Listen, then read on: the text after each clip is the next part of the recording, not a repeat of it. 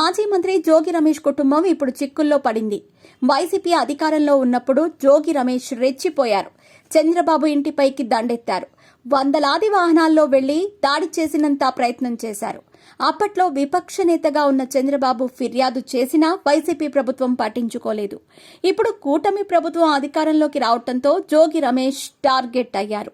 ముఖ్యంగా అగ్రిగోల్డ్ భూముల వ్యవహారంలో జోగి రమేష్ కుటుంబ సభ్యులతో పాటు కొంతమంది అధికారులు సైతం ఉన్నట్లు ఏసీబీ గుర్తించింది. అందుకే అరెస్టుల పర్వం ప్రారంభించింది.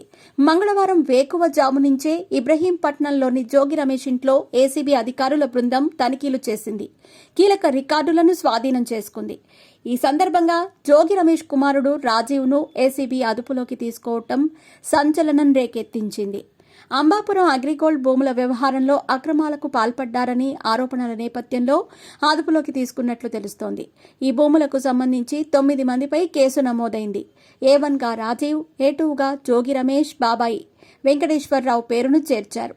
వీరిపై ఐపీసీ సెక్షన్ 420, 409, 467, 471, 120B సెక్షన్ల కింద కేసులు నమోదయ్యాయి. వేకువజాము నుంచి సోదాలు జరుగుతూ ఉండగా మధ్యాహ్నం రాజీవ్ను అదుపులోకి తీసుకుని గొల్లపూడిలోని ఏసీబీ కార్యాలయానికి తరలించారు.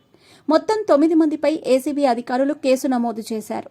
జోగి రమేష్, జోగి వెంకటేశ్వరరావు, అడుసుమిల్లి మోహన రంగదాస్, వెంకట సీతా మహాలక్ష్మి, సర్వేయర్ దేదీప్య, మండల సర్వేయర్ రమేష్, డిప్యూటీ తహసీల్దార్ విజయ్ కుమార్, విజయవాడ రూరల్ తహసీల్దార్ జాహ్నవి, విజయవాడ రిజిస్ట్రార్ నాగేశ్వరరావులను నిందితులుగా చేర్చారు.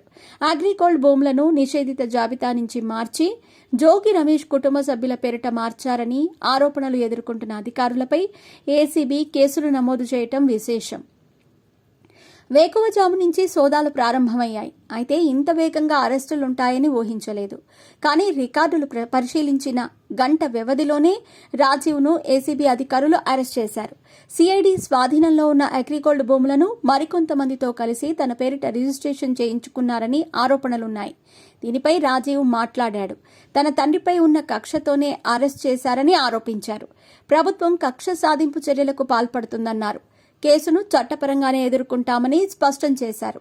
త్వరలో ఈ కేసులో మిగతా నిందితులను కూడా ఏసీబీ అధికారులు అరెస్ట్ చేస్తారనే ప్రచారం జరుగుతోంది. కుమారుడు రాజీవ్ అరెస్టుపై జోగి రమేష్ స్పందించారు. అగ్రిగోల్డ్ వ్యవహారంలో తనతో పాటు కుటుంబం ఎటువంటి తప్పిదాలకు పాల్పడలేదన్నారు. తమ తప్పును నిరూపిస్తే విజయవాడ నడి రోడ్డులో ఉరేసుకుంటానని స్పష్టం చేశారు. బీసీ వర్గాలకు చెందిన తమను వేధించటం దారుణమన్నారు. చిన్నపిల్లడు కదా అని చూడకుండా అరెస్ట్ చేసిన విషయాన్ని ప్రస్తావించారు. పైన దేవుడున్నాడని, అన్నీ చూస్తున్నాడని చెప్పుకొచ్చారు. చంద్రబాబు తన వంకర బుద్ధిని మార్చుకోవాలని హితవు పలికారు.